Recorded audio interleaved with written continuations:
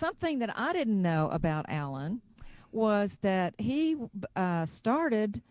became a part of the Canadian folk scene in the early 70s before he moved to Nashville. But I think Nashville might have been a good move for you, Alan, because you ended up with over 100 songs recorded by a long list of major artists in the country, folk, and bluegrass areas. Songs that were recorded by Del McCoury and Lori Morgan and Murray McLaughlin and Kevin Welch, Howard Axton, Tanya Tucker, and then, of course, the big one, the Oak Ridge Boys, which that Oak Ridge Boys song, wow, did it buy you a house or what? Because 4 million in sales and eventually over a Well, million airplays. It must be more than that now. I don't So, really know, but a lot of that, all a lot right. of those days aren't around anymore, to be honest. I mean, it's such a small target these days that you have a chance to take aim at, really, Yeah. as far as Things getting have really songs changed recorded. now, But haven't they? But you were lucky to be there when it was happening. no, it was great. And Yeah. I mean, it still is great. But yeah, I got here in '77, and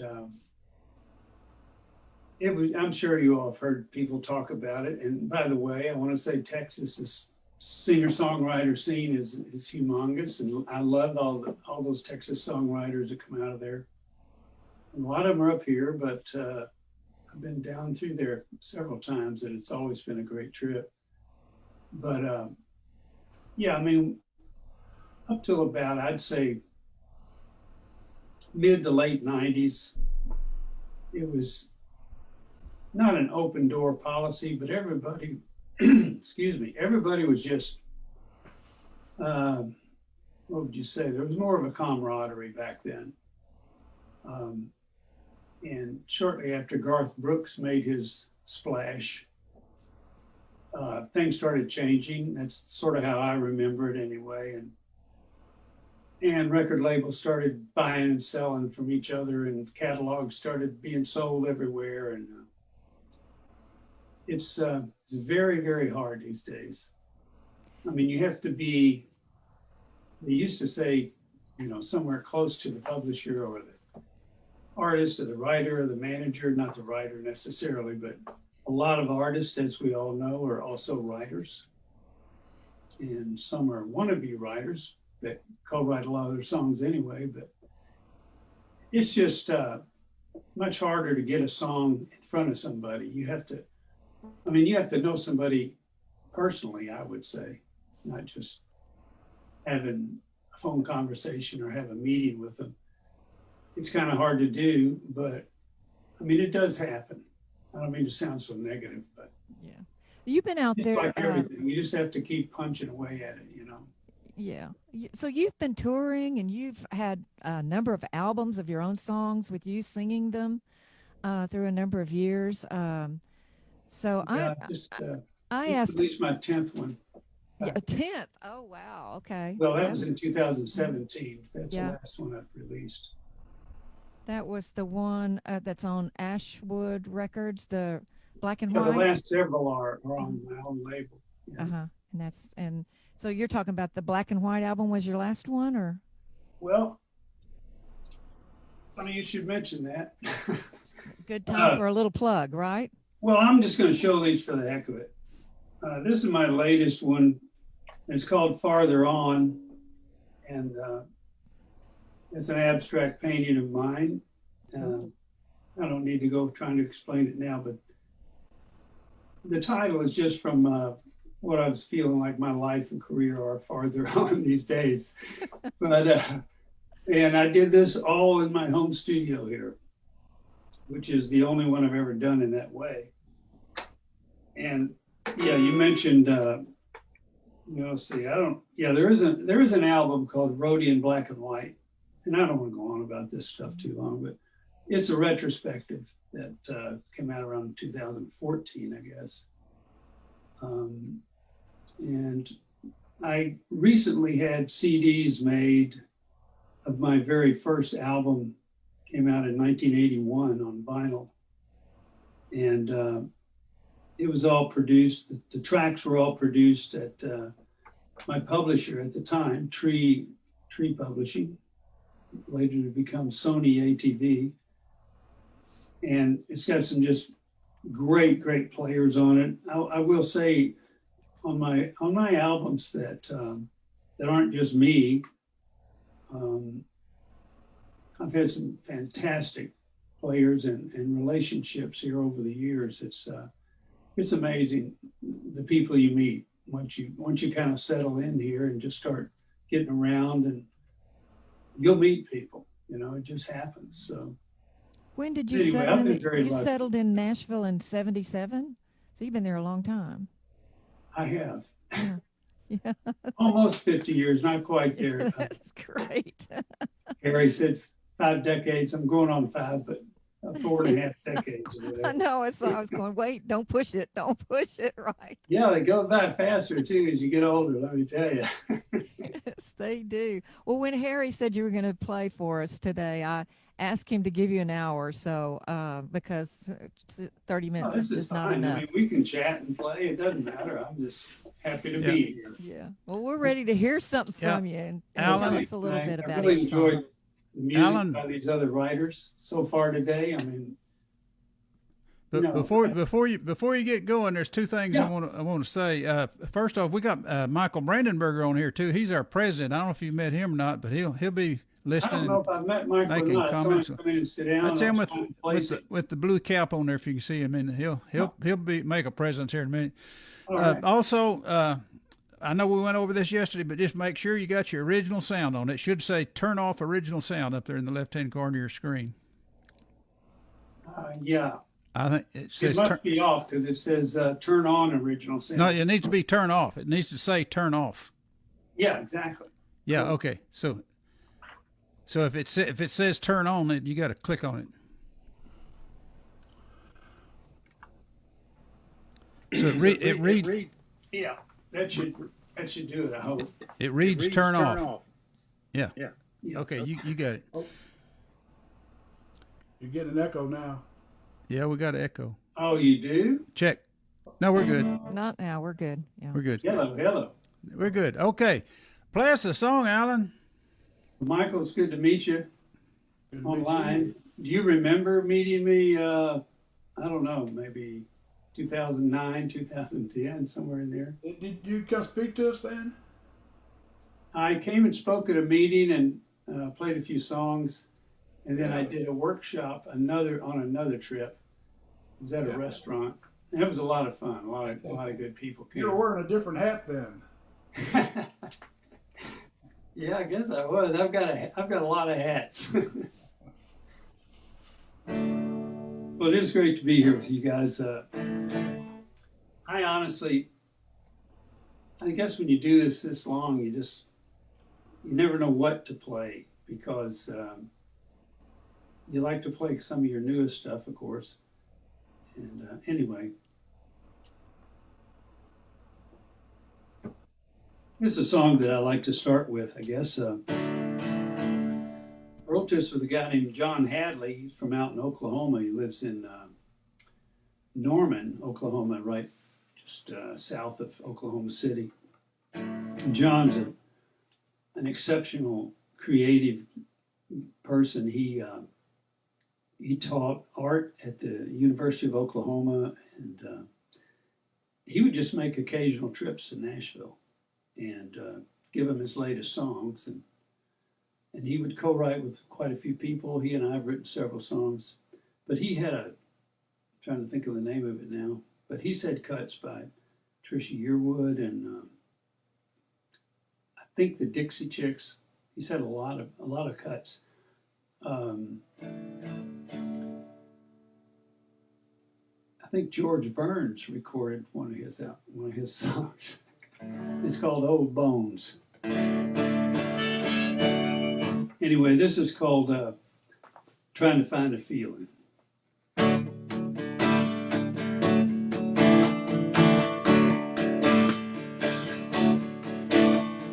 Rain on the highway, hard to see clear. Drive through the lonely, been a rough year. Heart full of errors, love and regret. Try to move on, but it's hard to forget.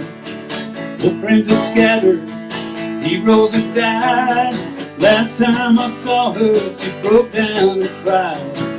I held her hand and said, baby, I know, trying to find a feeling felt long ago.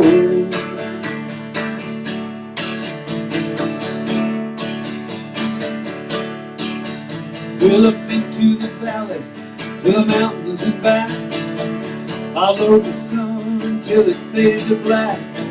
Reached to the sky, shook the blanket of stars that fell to the street. The lights of the cars, the hiss of the tires, the smell of the rain. How can so close and so far be the same? I stood and watched the rain turn to snow, trying to find a feeling felt long ago. Was it really that strong and that sweet, or were we just young? Were we just trying to be what we thought we'd become? Or was it just like the time and the place we came from?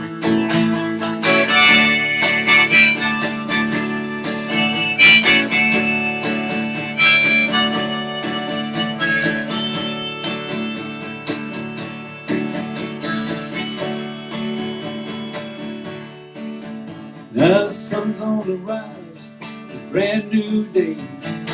Sitting at a crossing, a slow-moving train. Boxcars of memories, they groan and they grind. They rumble and ride, they roll down the line. Everything's quiet on the road up ahead.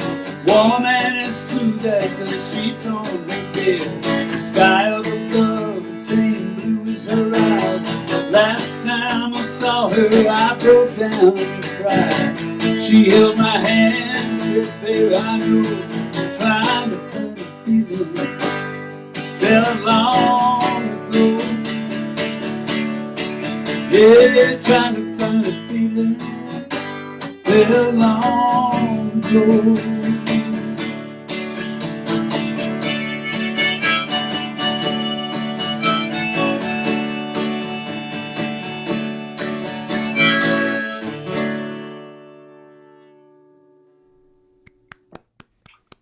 I like it. Thank you. Thank you. Appreciate that. Great story. Thank you. The title of one of my albums came from a line in that song. It's called Boxcars of Memories. That was 2008, I believe that one came out. Yeah, you mentioned Del McCoury. You know, I've recently had a Del McCoury cut. Cut it last year, and it's called That Old Train. It's funny, he's cut two of my songs, and they're both train songs. And are y'all familiar with Michael Cleveland? Just a world-renowned fiddle player. He's a legend in bluegrass. I mean, he's won Instrumentals of the Year many, many times, and he has a band called Flame Keeper, Michael Cleveland and Flame Keeper, and they did a couple of my tunes on an album of theirs called On Down the Line. And you know, Del McCoury, I mean, they do have bluegrass charts. And when Del did his version of Trainwreck of Emotion, it went to #1 on the bluegrass chart, which was great. I mean, they don't do singles exactly, but they play songs as if they were singles from albums. They'll promote a certain song. And we were nominated. I wrote that song with John Vesner, another really fine writer in person. He's married to Kathy Mattea. Don't know if y'all know about that, but John and another writer named Don Henry, who was the tape copy boy at Tree Publishing when I met him. And he's an extremely talented guy. But they have a duo now called the John Wands.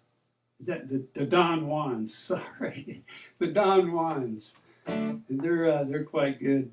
Great to hear. Well, let's see here.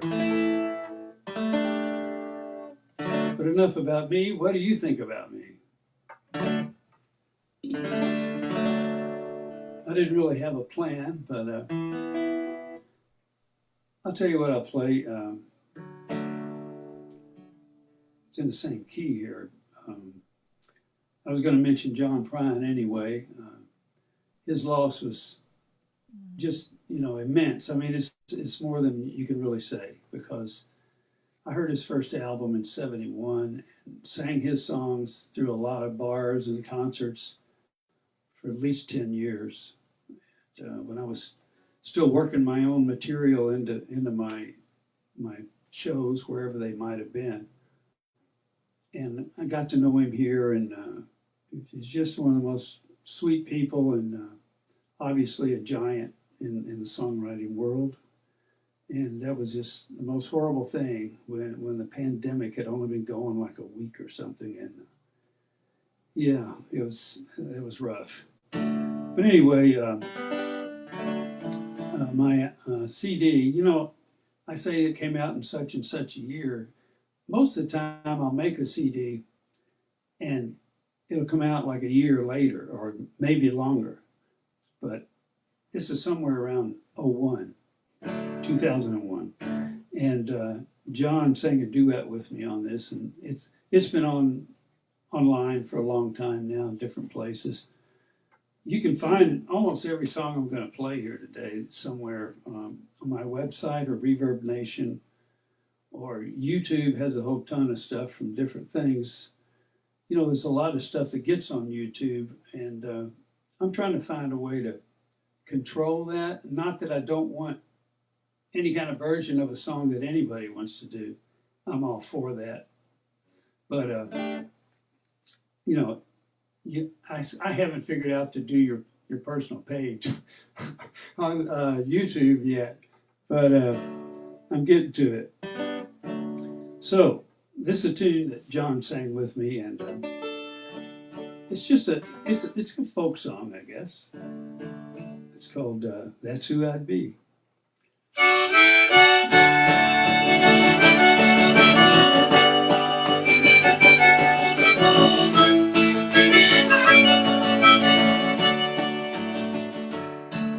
Panhandler on the street, a hero in defeat, a robber on the run, a soldier with no guns, a forest with no rain, a pilot with no plane, a dreamer who never woke from his sleep.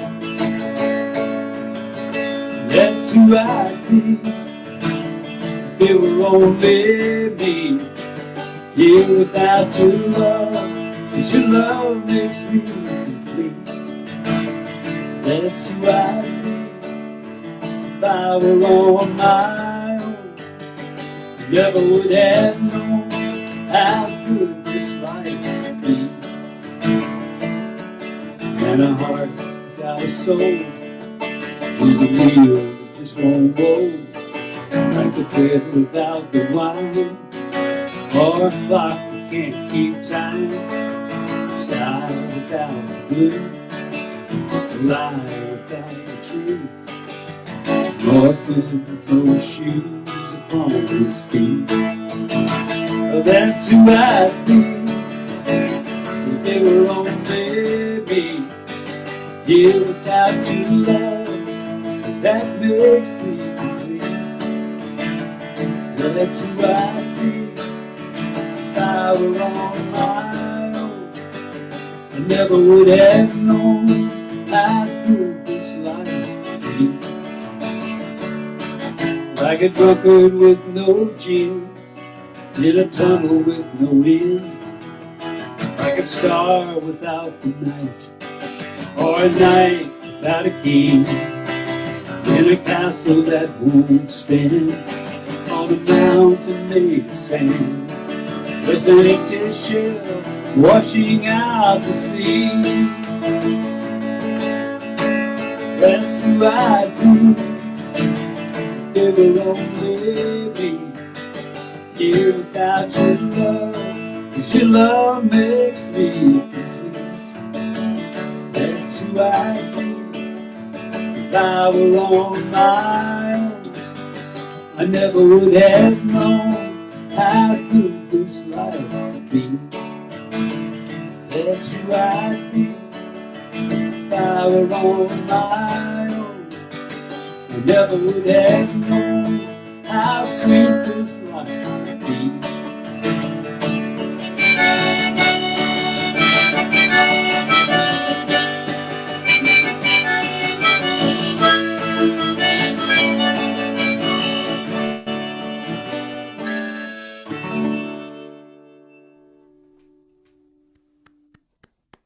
All right. Alan, did you co-write that with John Prine, or it's his song? No, that's one I wrote by myself. I got the nerve to call John up to ask him about possibly singing with me on a song, and he was just really easy and great about it. I said, sure, I'll do that. I'd love to do it. He said, send me a song that you think would work, and I'll get back to you and let you know if I think it's worth a damn or not. He didn't say that. That's a great But- song. Great song. Yeah, and I sent him that song, and he came by the studio, and there we were. What a story. Yeah. Okay. Yeah, Keep it was on. fantastic. It's a high point. I mean, I've had a lot of high points along the way, but working with John was just fantastic. And I opened for John Hartford a few times early on, and as you all know, probably he had I don't even know the technical name for it, but it was a long form of cancer. Is melanoma? Is that? That's It was of the That's one of them, immune yeah. system. It was kept him, feeling like he was sick or had a cold or something. Not all the time, but it would come in periods. Oh, maybe that's lymphoma or something. Lymphoma. Thank you. That's exactly right. Mm-hmm. Yeah, and I didn't have his phone number, and I hadn't seen John at that time in a lot of years. And I wrote him a letter. I had his address, and I sent him a letter, and he called me up and said, "Yeah, I'll come and play on your song. You got to pay me though." So I said, "Sure, I'll pay you, no problem." But he played fiddle on that same track that John Prine sang on, so that was really special for me. I was going to do. I'll do this song that Del McCurry had out recently. I mean, it's out now on the album. I'm trying to think of the album.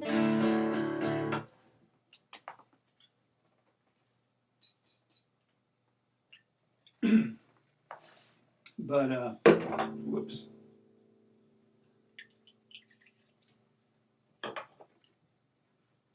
And I think it's been said already, but Trainwreck of Emotion was the first song of mine that he did.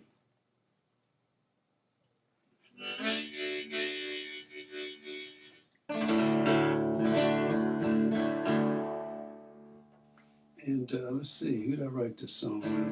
I wrote this song with Ronnie Scaife, and it was so odd, really. Ronnie and I had just met, and we got together one time and we wrote this song. And about 3 years later, he got cancer and passed away, and it was really weird. But I always mention this. Send it out to him and his family when I do this song. But I think this is the right key. We'll find out.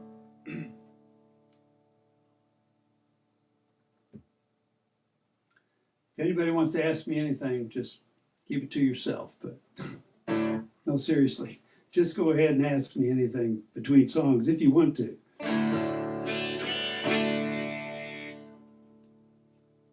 All right, this is called That Old Train.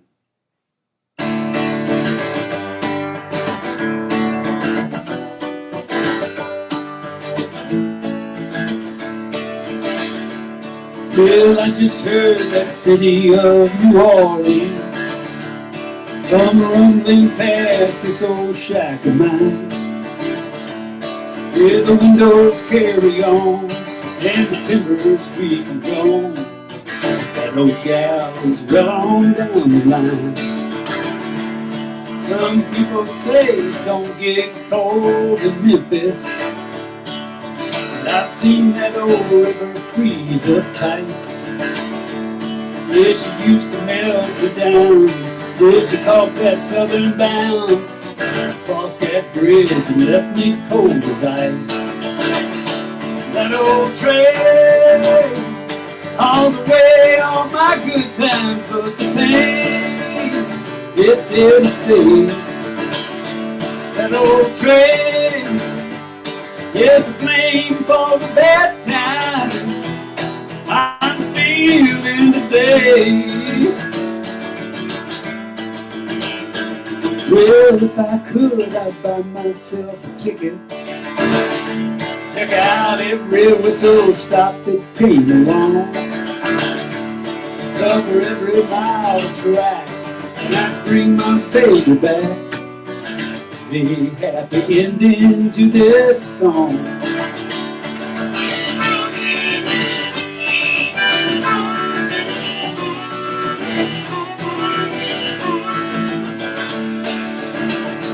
That old train, on the way on my good times, but the thing, it's here to stay.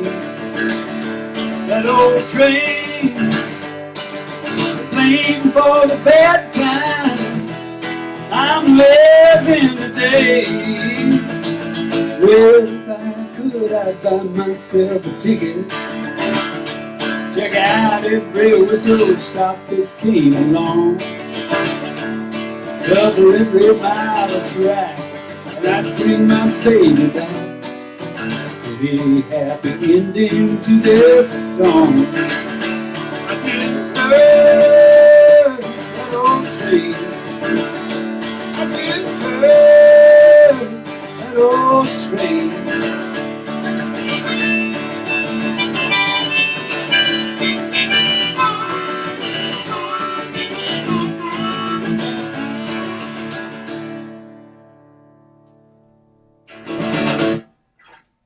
I got a little question for you. I'm just curious. Is that a Lee Oscar harmonica? I'm sorry? Your harmonica, what kind do you play? Well, I play Honer as well as Lee Oscar. Either one, okay. Sounds great. Sounds great. Your I guitar like, sounds I like good. both of them, to be honest. Yeah. But yeah, Lee Oscar really came along and changed the harmonica world, because Honer was the only game in town up till then. Yeah. And Do his you? harmonicas are naturally louder, and they seem a little smoother to play on. The Lee Oscar? Mm-hmm. Yeah. Do you buy the reed plates and replace them, or you just? I haven't yet, but so far these ones have been holding up, hopefully. But, Sounds great. yeah, It's I just- mean, it got to where you're paying $50 and $60 for a harmonica. It's like, yeah, it's ridiculous. Yeah. it's crazy. I love it. I got a little twitch of Woody Guthrie there and something he was doing there on that one. It sounded kind of. It sounded great. Anyway, Probably keep the, going. Yeah. Not so delicate guitar playing. Well, no, I was talking about the harmonica. It Okay. reminded me of something that I heard on him do. Yeah, great. Yeah, Okay. I've heard Woody. I haven't heard him that much, especially when he played harmonica. He's pretty good. Does anybody remember the Oak Ridge Boy song I had? I mean, other than Barbara and Harry. What's the name of it? It's called "I'll Be True to You." Oh, See what I mean? Well, it was their first #1, which came to be a great thing. And Barbara was talking about it a while ago. And you know, that song's still out there getting played and selling downloads and streams, I guess, and physical product, as far as I know, but not in big numbers. But it's been incredible. I have a few songs that weren't even that big as far as charts and all that go, but I had a B-side one time that it still makes money, but you know, $3 or $4 every quarter.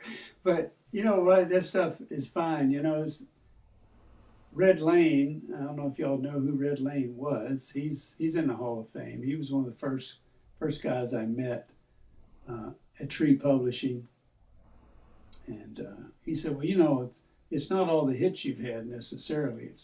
It's all the cuts you get through your career. So they add up." But you know, I was so fortunate. It was happenstance. I was playing in Louisville, and somehow a tape of mine was taken to president of Tree Publishing at the time. And like I said back then, they were more easy about listening to new people, and you know, not just walk in the door, but you could actually call up, and if you had a reference or something, they would easily make an appointment with you.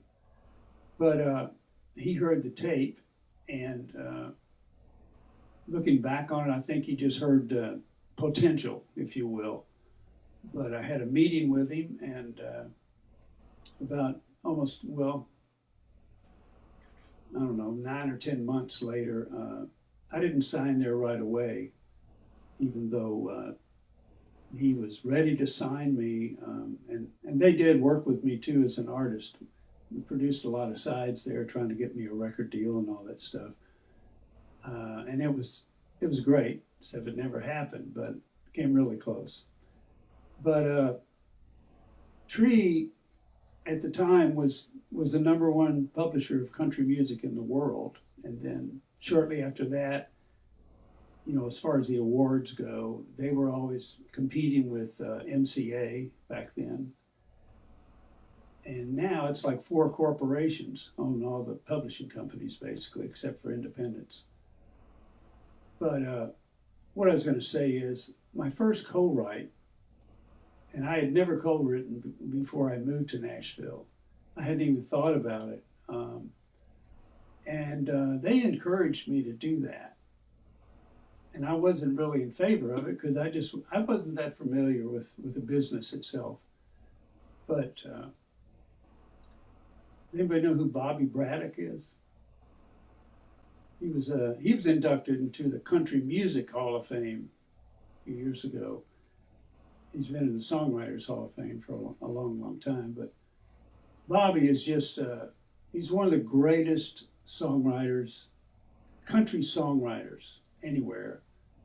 He came here when he was, I guess, 20 maybe, 21. And he just turned 80.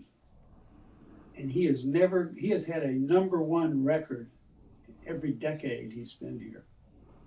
But I mean, you talk about cuts, I couldn't even name all the songs, you know. The big ones are DIVORCE. He Stopped Loving Her Today. He wrote with Curly Putman. His standard is The Green, Green Grass of Home. Oh my God, those It's are one of the such first big songs he ever country wrote. classics. And he was a shoe salesman. And I think with Wow. Roger Miller, I might just say the other way around. Maybe he heard Roger Miller and got him to come to Nashville. But yeah, Wow, Curly was just, What big yeah. country classics those songs are. Wow. Oh, I know. You ought to look him up. You ought to look him up because he and Bobby Braddock were actually the first 2 full-time writers at Tree, if I'm not mistaken, other than maybe Bill Anderson and Buddy Killen, the owner himself. Yeah. You know, Bill's been working with Buddy in some form or other for a long, long time. But anyway, I landed in the middle of the biggest possible place I could have landed as a songwriter. And I learned a whole lot there, needless to say. But I've always felt very lucky that I was there, and I was there for 10 years. And they didn't let me go. They did not renew my contract. It was my decision, and it's one of the things I've done in my career that I should have thought longer about. But that's okay. Things worked out. You know, I've been with 2 or 3 other publishers and had a lot more records and stuff too. But it all started at Tree, and I've always been very grateful to them and all those people there. Alan, All the big publishing careers have started at Tree. Oh yeah, what's that? Alan, do you still write? Are you still Oh, yeah. writing? Yeah, I'll do my latest song here before we end. I mean, how often do you write? Do you every day, every week? I don't write near as often as I used to, but I have about 10 or 12 unfinished songs that I have, I have true intentions of finishing. They're not just things that I said, oh, well, that's not that good. But they're things that I want to go back and get time and just put the time in on them. And you may have heard the story, John Prine, before this album of his, Tree of Forgiveness came out, his wife Fiona and their three sons, two of them, two of them, John and Fiona, had Jack and Tommy, and Jody is Fiona's son that I guess came into their marriage. But anyway, his three sons and his wife said, hey, you know what? You need to put out a record. You haven't put out a record in 5 or 6 years or whatever it was. Might have been longer than that. And they, I don't know, they didn't make him do it, but he checked into a hotel here in Nashville with every stack of everything, every unfinished song he ever had. She took boxes of them down there. Said, here you go. Now, when you come out of here, we want an album. And I'm not kidding you. He stayed in the hotel and wrote that whole album. It's just amazing. But anyway, always liked that story. All right, Great story. I'm sorry? Great story. Yeah, it is. I'm going to do you one more sad ballad here, and I'll play something a little more up.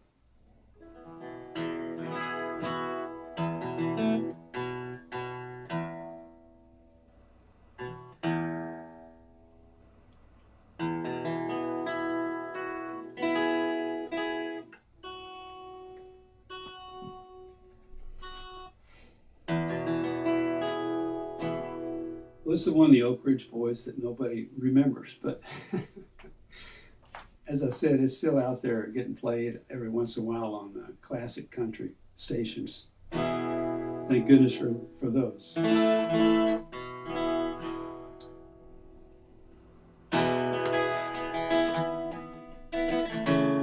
By the way, I normally finger pick this song and I'm missing a fingernail. I don't know. I might try to fake it here.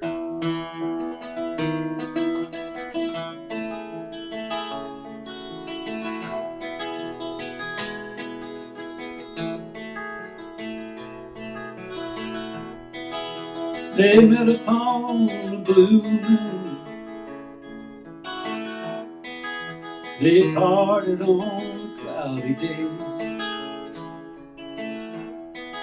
They were so in love and out of school. And he was going so far away. And she said, I'll be true to you, even though you don't want me to. I'll be blue for you, even though you've asked me not to. Well, the years drifted by them, as we all know they can. He found other women, she was found by other men. But his fate would have it, they met again. She was on a downhill slide, and he was just sliding in. As he looked into her eyes that night, he never realized the only real love in his life was passing by. When he turned and left her, his only words, goodbye. Heard her calling out to him, and as he walked, she cried, I've been true to you. Seems like speaking to me is the least that you can do. And I've been blue, so blue for you. Even though you've asked me not to. She's been drinking way too hard one night. She's been drinking for so long, alone and pale in a cheap hotel. She died there in the dawn, kneeling by her side, so late and oh so wrong. You long to hold her close again, crying on and on. You cry, I'll be true to you. After all that I have put you through, and I'll be blue for you. Though you never even asked me to.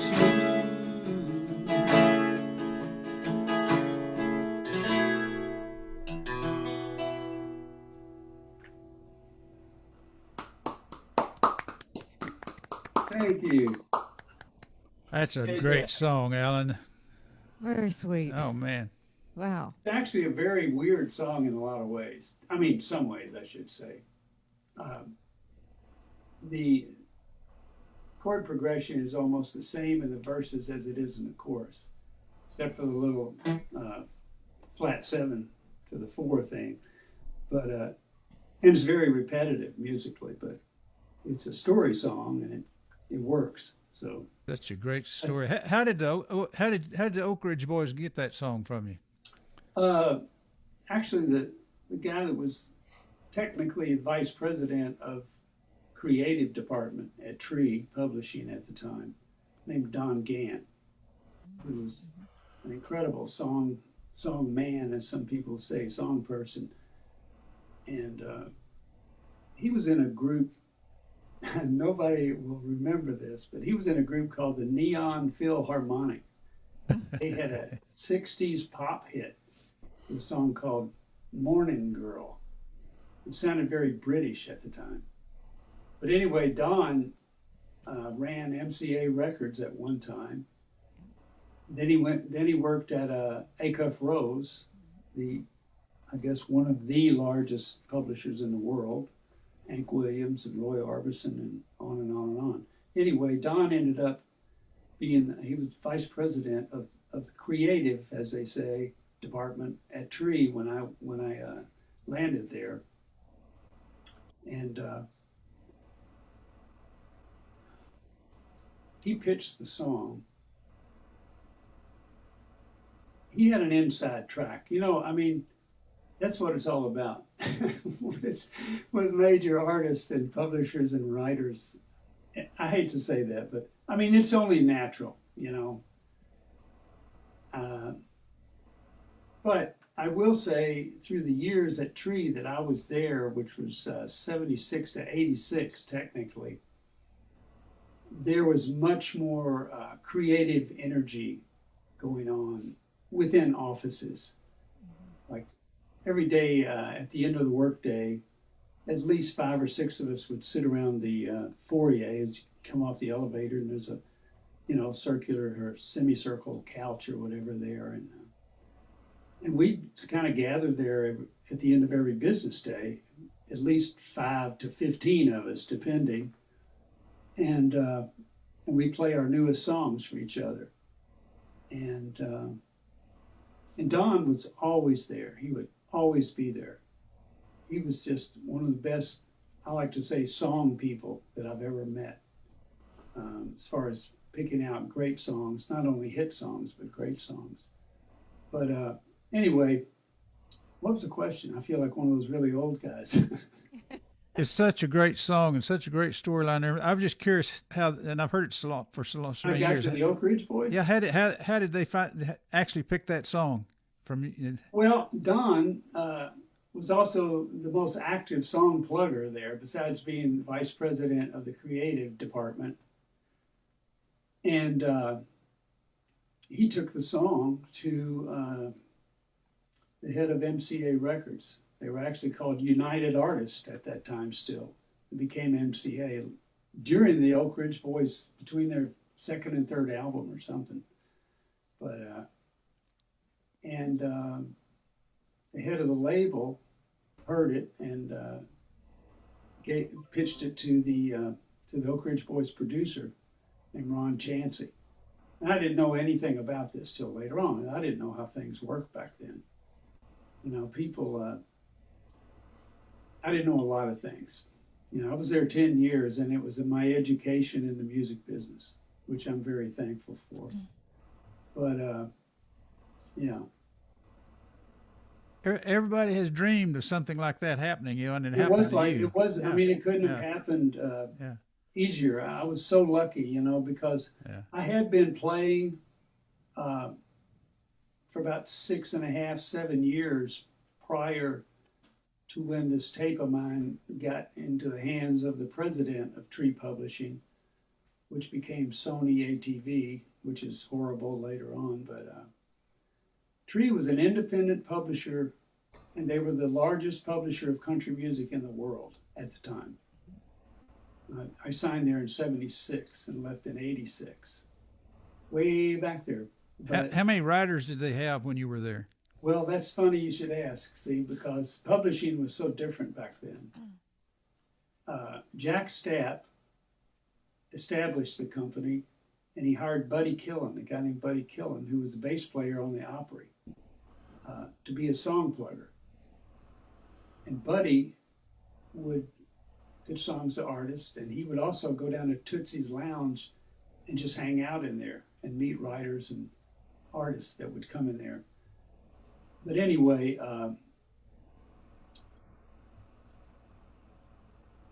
Don, when he heard that song, by the way, in the original version, if I get going down a garden path, just stop me.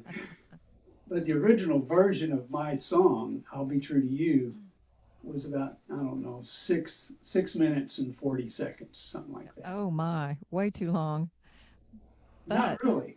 But it was repetitive though, and that's what's so great about it. You know? Well, it was a trilogy when I wrote it. Oh. And Oh. that is on my last CD that I made, that I did all totally here at home on my 8-track, just me playing everything, which isn't a whole lot, 2 or 3 instruments and some noises, you know. But I thought, you know, the world needs to hear the original version of this song after all these years. Absolutely. Yeah, it was like 6.5 minutes long, and it was like a trilogy. It changed tempo in the middle. And, you know, and of course the theory in the music business, and especially here in Nashville, is the simpler the better, and not more than 3.5, 4 minutes at the very most. And the Oak Ridge Boys record was 4:20. And that was after I totally rewrote the song, in essence, because they asked me, the song plugger that I was working with when I first got to Tree, he said, you know, we love this story, we love this song. He said, there's no way we can even pitch it like this, because it's, you know, 4.5 minutes long or whatever it was. And it was, you know, a trilogy. Like I said, it had a different section in the middle of it. And so I was really offended at first. And I decided, well, okay, I'll try to, you know, rework it somehow. And I stayed in town for like 2 or 3 days, and actually stayed at Song Plugger's house, who first heard it, because I didn't have anywhere to live here at that time. I had some friends here that actually moved down from Toronto as well, and that was total a freak coincidence. But I did a little bit of it over at their house, but I did most of it out at Cliff Williamson's house. He was a song plugger at Tree Publishing. And, you know, in the midst of trying to rewrite this thing, a couple of things happened that made it a better song, especially in my opinion, but it was too long for the commercial market at the time. When they first told me that, I was like, would you never hear of Harry Chapin and Bob Dylan and all those other 6-minute songwriters from the 60s? But I agreed to rewrite it, to do a rewrite on it. And they said, well, we will not touch your original version. We'll keep it in the catalog and just see what you can do. So anyway, it dawned on me in trying to rewrite this thing that it would be even more sad if the woman died in the end of it instead of the guy. I thought, man, this is great. Okay, so I'm trying to think of the other main thing, but it had a middle section, and it was just it was way too long, but it works. It still works to me. It still works. But so I stayed over at Cliff Williamson's for a couple of nights, actually. Song plugger there, that he was the first one to hear it, and he made this suggestion. He said, you know, we really love this song, but we can't do anything with it.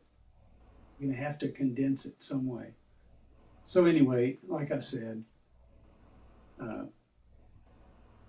the roles, believe it or not, it was about a guy who died in the end.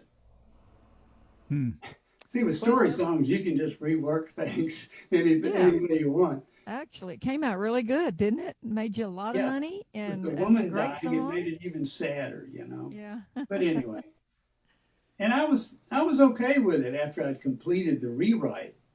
And anyway, You were okay with it after the checks too.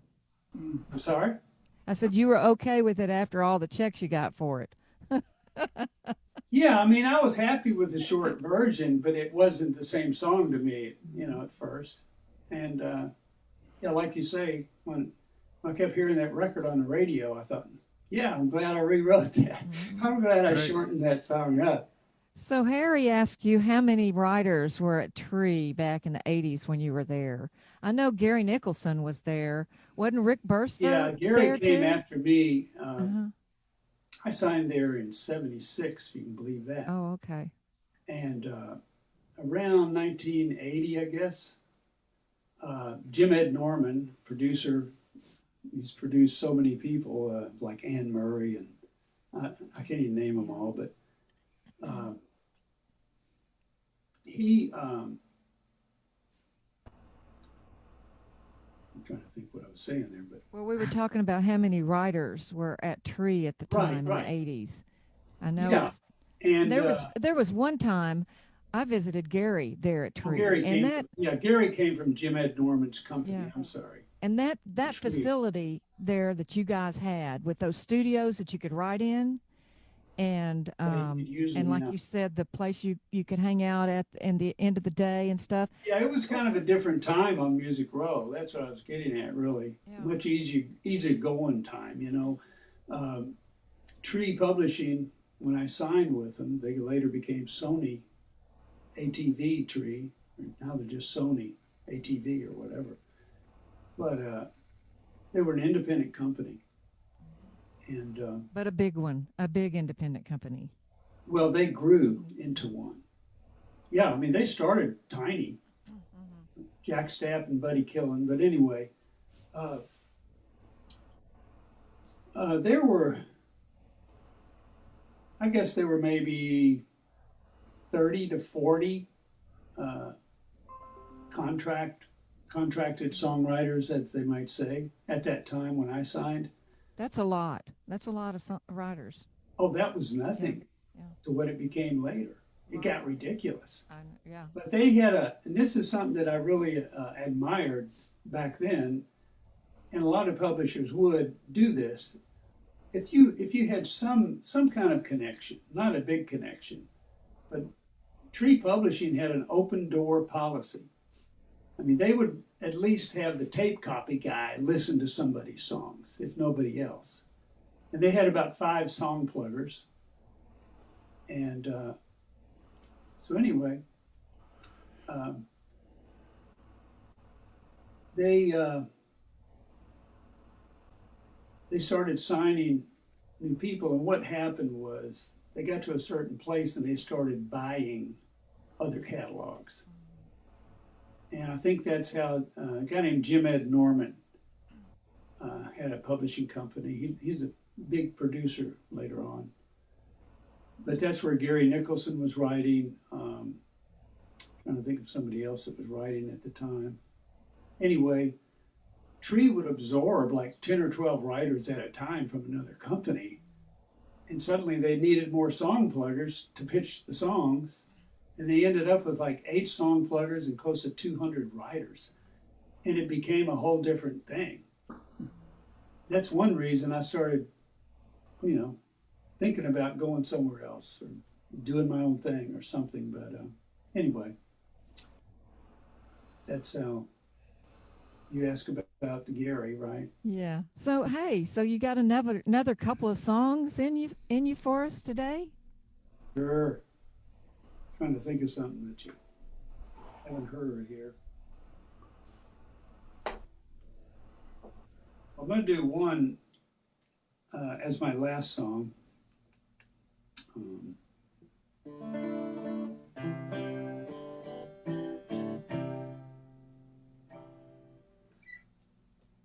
Think of something that might be a little different.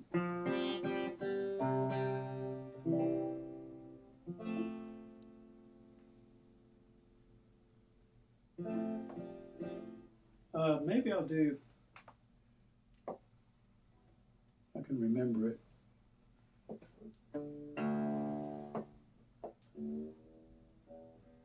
Thank you so much for being here with us today. We've really enjoyed this. No, thank you for having me. And telling us those stories. That's a lot of fun to hear that. Well, I'm glad you enjoyed it. Everybody says there's a book in all of us. There's at least one book in all of us. So I've been thinking about all that. But there are tons of books out there about the music business.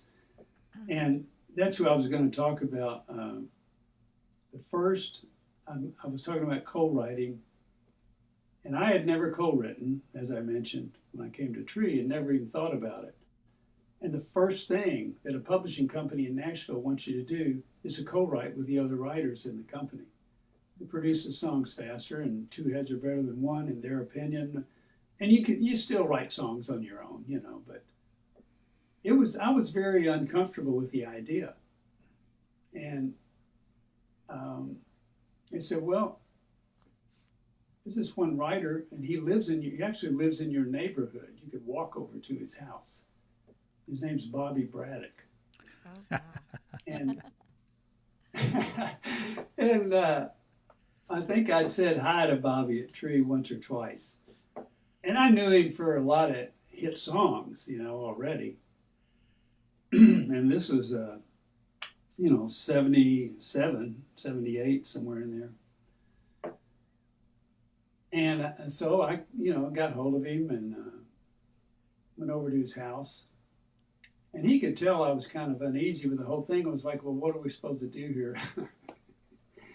He said, well, what usually happens is you have coffee and then you might go to lunch. And then in the conversation, some idea might pop up. Or one of you might come with about 3 or 4 ideas. And then you just pick one, wherever it happens to come from. He says, here's what I'll do, just at least for this first co-write. He said, I've got this piece of music. He plays keyboards. Bobby plays piano. That's all he plays. And he had this melody, and he had already put it down. Or he said, I'll put it down, and make you a copy of it and just see how it hits you, see what you can come up with. So that was how I co-wrote my first song. And, you know, obviously you get more comfortable with it. And I was, the other thing about, and I won't dwell on this any longer, but I was so lucky to land at somewhere like Tree Publishing that has now been Sony ATV for a long time. Buddy Killen, the owner of the company, he and Jack Stapp owned the company. Buddy was the song plugger and Jack was the owner. And they hired a couple of song pluggers. And Curly Putman, who wrote Green Green Grass a Home and co-wrote He Stopped Loving Her Today with Bobby Braddock. Curly was another permanent fixture there. Certain writers had their own office. Like when I got there were about 3 or 4 people that had their own office. And Curly was just the most easygoing person I've ever met in my life. And just the sweetest guy. So he was one of the early co-writers I had too. And, you know, there's no formula, you know. I've written songs in co-written songs in every different way you can think of. Had people give me melodies, people give me a lyric idea or whatever. There is no rules. That's what Don Gant said to a few of us there. Well, the first rule in songwriting and in the music business is there are no rules. I'm sure everybody's heard that, but anyway. 7, and you did a workshop for us in the Varsity Club in Plano. Oh, wow, yeah. Oh, yeah. That was a long time ago. Now, what year was it? 14, you said? 2007. Oh, my God, 2007. And then you judged the song contest that year, and then 10 years later, you judged it again in 2017. Right, I just judged it via mail and all that stuff. Yeah, right. Second time. Mm-hmm. Probably Yeah. Dropbox, yeah. We all got a great organization, I'll say that. And, you know, I've traveled to a lot of areas where they have either an NSAI chapter or a songwriter group of some kind. And seriously, y'all are one of the most together organizations that I've ever played for. Or Thank you spoken so to. much. Thank you. We really appreciate your involvement, and it was such a treat for us to hear you today.